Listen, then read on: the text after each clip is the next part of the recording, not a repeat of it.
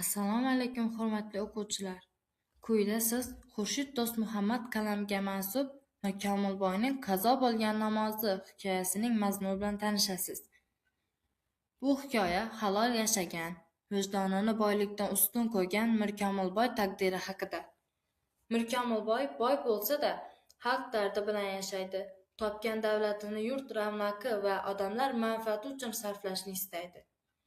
U zavod qurish, masjid va shifoxona barpo etish orqali xalqqa foyda keltirmoqchi bo'ladi. Ammo Mirkomilboyning to'g'riso'zligi va qat'iy fe'l-atvori hammaning ham ko'ngliga yoqmaydi. U yolg'on va xushomadni yoqtirmaydi, haqiqatni ochiq aytadi. Shu sababli unga qarshi fitnalar boshlanadi. Eng og'riqlisi, bu fitnalar begonalardan emas, balki o'z atrofidagi odamlar tomonidan uyushtiriladi. Mirkomilboy xalqni soldatlikka olib ketishdan asrashga harakat qiladi. Ammo bu ezgu niyati uchun u aybdor deb topiladi. Sud ham bo'lmaydi. O'zini oqlashga imkon ham berilmaydi. Uni tong saharda qatl etish uchun olib chiqishadi. O'lim oldida Mirkomilboy faqat bitta iltimos qiladi. Tahorat olib, bomdod namozini o'qish.